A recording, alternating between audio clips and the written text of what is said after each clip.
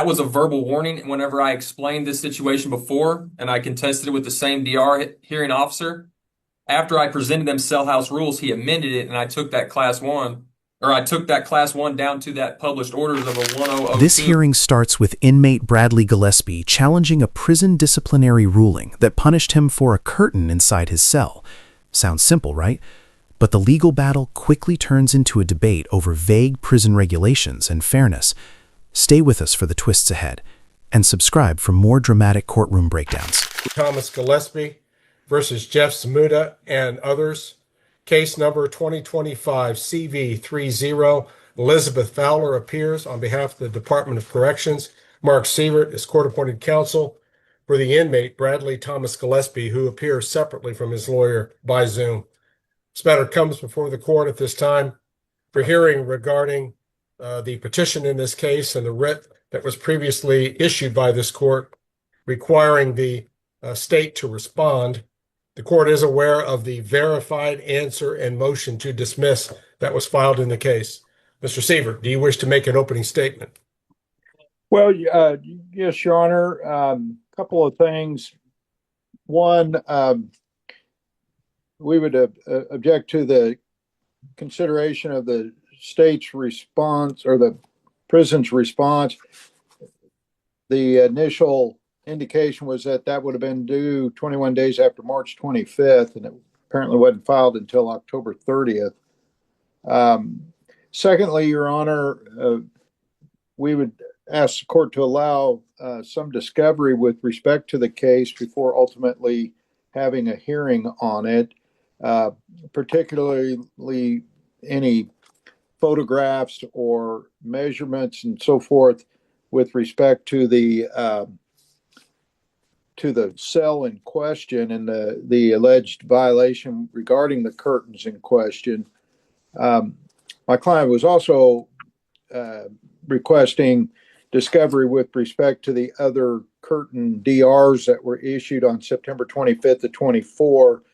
He was also seeking to take some depositions of inmates and people who had been involved in the mass DRs. I understand that the court may limit some of the discovery, but it would seem to me that pictures of the cell and some of the measurements may be certainly necessary for your determination. All right, your initial response, Ms. Fowler? Well, Your Honor, I am, with respect to the timeliness, looking at that issue, I guess my response would have been with respect to my limited appearance regarding service of the writ, that we were not served with the writ properly. We weren't untimely. We responded timely after the writ was issued. So, Your Honor, I don't think that that's an issue that this court needs to take up. With respect to discovery, I don't think there is any contemplation by the habeas statutes for discovery in the manner that Mr. Gillespie is requesting. Furthermore, as far as any measurements of the cell, I don't think that there's any dispute based upon Mr. Gillespie's petition that he did have a curtain hanging in his cell. I'm not sure what measurements would or would not prove with respect to that, but I think that the evidence before the court, both in the petition and the responses, is that Mr. Gillespie did in fact have a curtain hanging in his cell. Mr. Sievert, I at first glance would tend to agree with Ms. Fowler's assessment. Is that really a bona fide issue here as to what type of curtain and where it was in the cell? Isn't it fairly undisputed? And wasn't it at the time of the hearing that he did have a curtain in his cell? It's just it was away from the door. Wasn't that the point? Well, yes, Your Honor, I think so, but I think it becomes pretty relevant with respect to the class of violation that they were trying to tag him with and how the interpretation would be by the court with respect to the curtain rule. It's my understanding that he was convicted of a more serious class of violation, a class 1 violation, which really we would submit has more to do with obstruction of the door versus, a class 3 violation, which would be something more along the lines of probably what happened here, as far as there being, some privacy sought near his bed. It has more to do with the classification of violation and then the sanctions that are imposed as a result of that. Because the way it appears to me is that he was convicted of a violation of actually obstructing the door, and that's simply not what happened. It may be a different issue as to whether or not he was guilty of some lesser infraction of just having a privacy curtain. But I think that's where it becomes important for the court's determination. And that's why I would think at least some, maybe the prison doesn't dispute the placement, but if there is a factual dispute with respect to the placement, it would be, I think, appropriate to have some of that available for you. Well, the court's understanding that really wasn't a contested issue, that the curtain was not on the door or any window connected with the door, correct? I mean, the interior of the cell, wasn't it? That's my understanding of where it was, Your Honor. Okay, well, I want Ms. Fowler to confirm that. Oh, yes. Yes, Your Honor. I don't think there's any dispute that in respect to this DR that's in question in this petition, that it was not on the door. However, we disagree with the interpretation that the KR 12504 indicates that the only covering of the cell that is a violation would be the door to the cell. All right. Well, I think Mr. Sievert has touched upon what appears to be a bona fide issue, which the court is next going to address, finding that there does not appear to be a material factual dispute here that would give rise to discovery, even if the court were inclined to allow it. But I have this regulation before me, Ms. Fowler. Interference with cell operation and visibility, subsection A. No inmate shall block or otherwise interfere with the operation of the cell opening and closing mechanism in any way, including food passage, ports, or slots. No inmate shall cover the inmate's cell, which is the way it reads, including food passage, ports, or slots, as to block visibility into the cell, except as allowed by the warden's orders. Violation of this regulation shall be a Class 1 offense. Doesn't the language of 44-12-504 exclusively deal with the cell door itself? Well, Your Honor, I think it focuses on the cell door because that is a primary concern, is seeing into the cell. But I think that it covers anything that would be covering within the cell and obscuring staff members' ability to see what all is within the cell. There is no expectation that there be privacy of any of our residents. And unfortunately, that is just one of the incidents of prison life. All right. Well, this court is quite experienced in reading poorly worded statutes. Unfortunately, Ms. Fowler, there aren't enough lawyers in the legislature. And sometimes there is what the legislature intends and then ultimately what their statute says. And they're not necessarily the same thing. I'm looking at the language of this, and I don't see any reference to the interior of the cell, though it could have very easily have been included, such as no inmate shall cover the inmate's cell door, including food passage, ports, or slots, or otherwise in any other way block visibility regarding any other part of the cell. That would have certainly made it clear, wouldn't it? I think it certainly could have made it more clear. Well, so let me make sure I understand. I know that you're arguing what the regulation is intended to do. Fair enough, but what language in 4412-504 supports that a curtain elsewhere in the cell, such as around the bed area, is covered by this particular regulation? What language?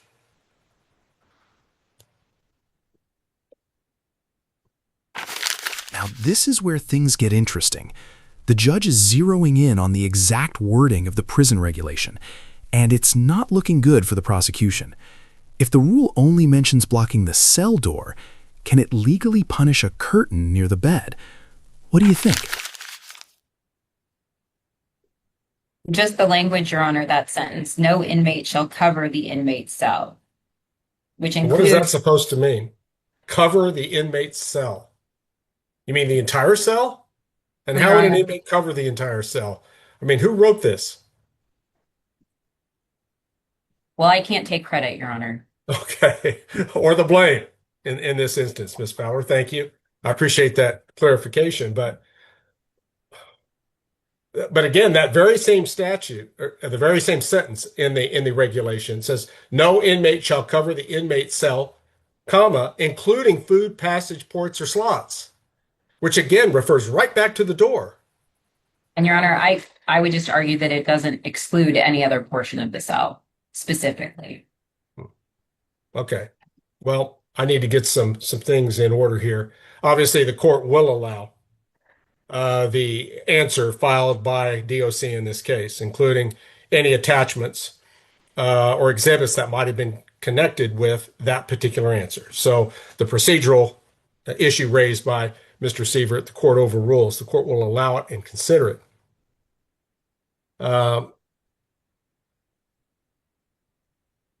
Should this have been charged as a violation of published orders? And it does appear, and I don't know if this is disputed by Mr. Sievert, but based on what the court has read from the file, it appears that there was a published order in place that did deal more directly with blocking the interior of the cell. Is that conceded, Mr. Sievert? I believe so, Your Honor. Okay. So had he been charged and convicted under what would be 4412-1002, violation of public orders, it would be a class 3 offense, would it not? That's my understanding. Okay. Perhaps, Ms. Fowler, you could just clarify very quickly, what are the difference in penalty provisions between the class 1 sentence Brad Gillespie did receive and what the maximum penalties would be on a class 3? Well, Your Honor, I do have that right in front of me here. So a class 3, maybe any one or a combination of following restriction to your own self from privileges for not more than 20 days. Let's see, work without incentive pay not to exceed 5 days, a fine of not more than $10, restitution of at least 3, oral or written reprimand. All right. And I believe Mr. Gillespie did receive penalties in excess of that, did he not? Your Honor, I would have to look at his.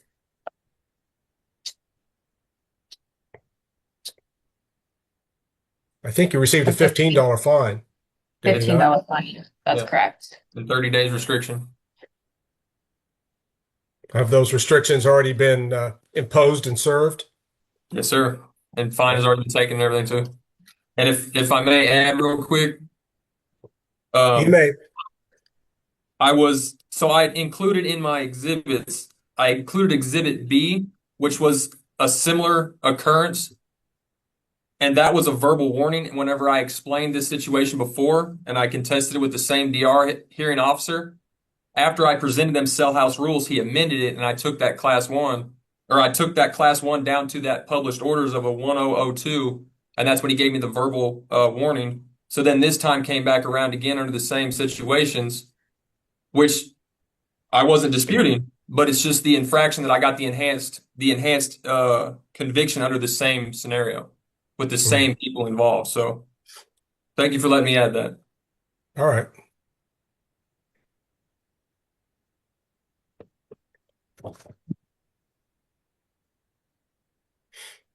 Mr. Sievert, I want to make sure that if you had any closing remarks, that you had the opportunity to make them.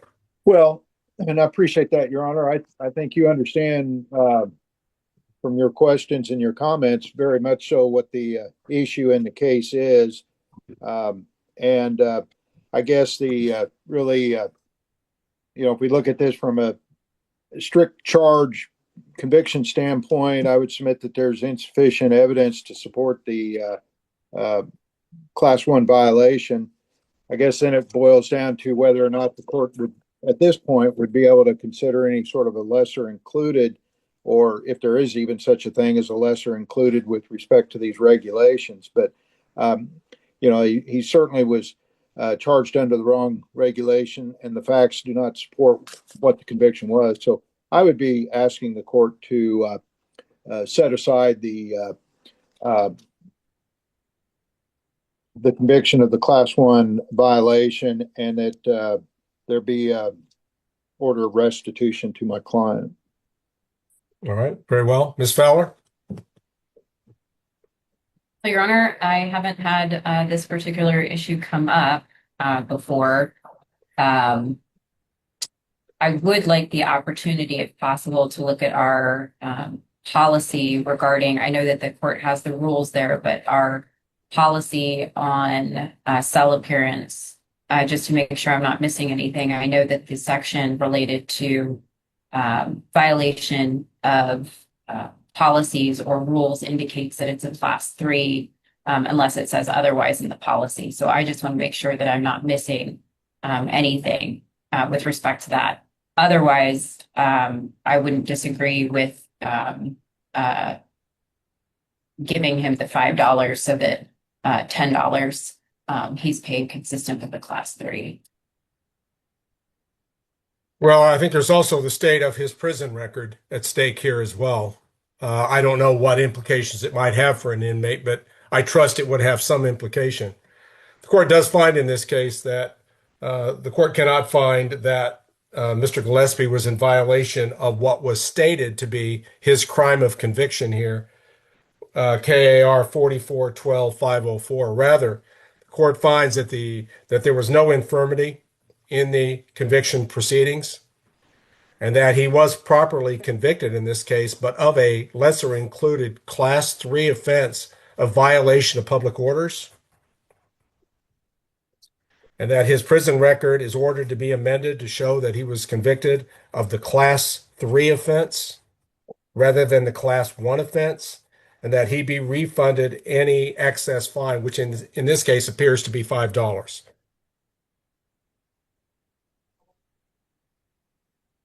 Ms. Fowler, I'm actually going to task you with drafting the order stemming from today's proceedings to document the court's orders. What's the noise there? It was just a Okay. announcement here, sir. Sorry. All right. And your relief, Ms. Fowler, should you discover that there's some other matter that you think you could have brought before the court, then you can file a timely motion for relief from judgment and bring it back before the court. But essentially what I'm just saying, changes records to Class 3 offense, a violation of public orders, refund the $5 that was fined in excess of the maximum amount that could be assessed on a Class 3. Understood, Your Honor. And now that I know Mr. Gillespie clearly knows the rules and that they're going to be enforced, I trust he probably won't have a problem with that in the future. No, sir. All right. Your Honor.